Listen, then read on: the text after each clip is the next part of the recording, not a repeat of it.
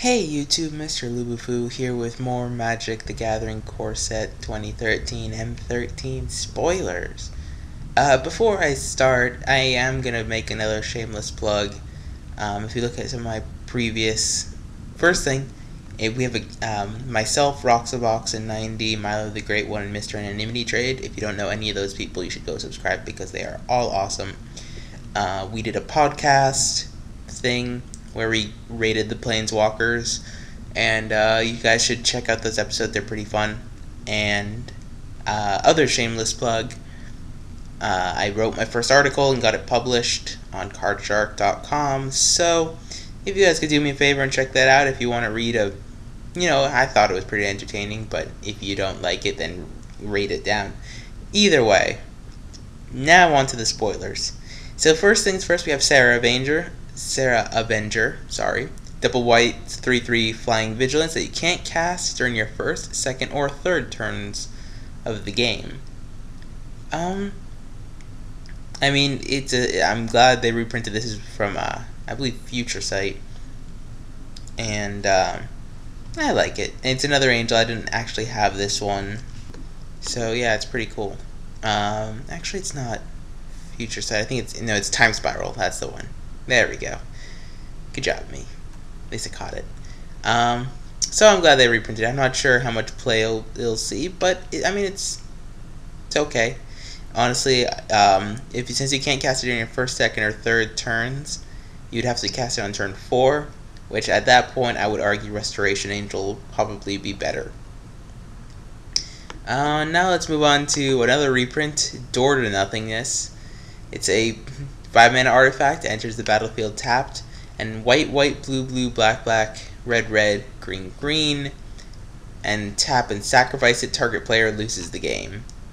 I'm glad they reprinted it. It's not going to see any play at all, but you have, a fun little card. It's good to see that there will be more foils out there for those EDH players that like it. For those 5-color decks, it's not horrible. Question is, if I open one in my sealed pool, will I try and play it? Is ultimately the question. Probably not. Next we have Void Stalker. It's a 2-mana 2/1 that for 2 colorless blue tap, put it and target creature on top of their owner's libraries, and then those players shuffle their libraries. That's not atrocious. It's not going to see any standard play, but when I first saw this card, a lot of people were saying, oh, it had flying. I was like, no, it doesn't. But in limited, I think it's going to be okay. Using a 2/1 to put something big and scary basically away is not horrible. Next we have, oh man, I totally need to go back for this one. Touch of the Eternal. Yeah, I'm sorry, I don't speak that language.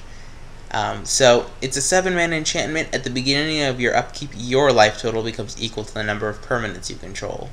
Now, some of you may know there's this card called Biorhythm. It says at the beginning of your upkeep, everyone's life total becomes the number of permanents they control. And that one's banned in EDH because it's way too easy to get draws. Like after the complete Wrath effect, or you set it up really easily, it's really, warps the game. This one, on the other hand, not so good.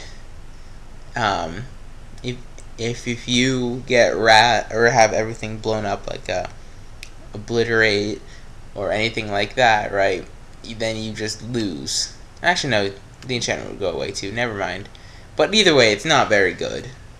Let's just move on. Oh, this is gonna be a fun one. We have Master of the Pearl Triton. It's a double blue for a 2/2. Other merfolk creatures you control have +1/+1 and have Island Walk. This is the card that I think will make the biggest splash. Maybe not in standard because there's nowhere near enough merfolk to back it up, but definitely in modern and legacy merfolk fish decks are still running around.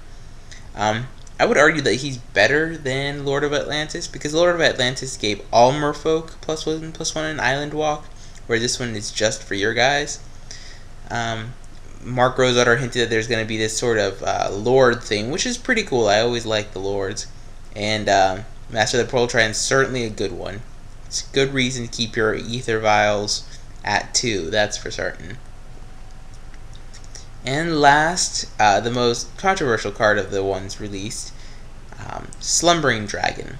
So it's a 1-mana 3/3 flyer. Can't attack or block unless it has 5 or more +1/+1 counters.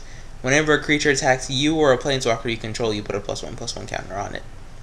Now, I don't think that this is going to see any standard play, simply because there's too much spot removal and bounce, like Vapor Snag or Doomblades or Go for the Throats, right?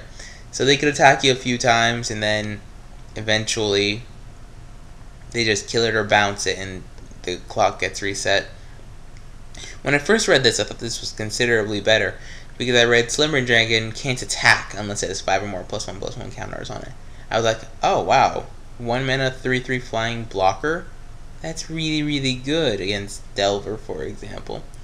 But unfortunately, it's not that good.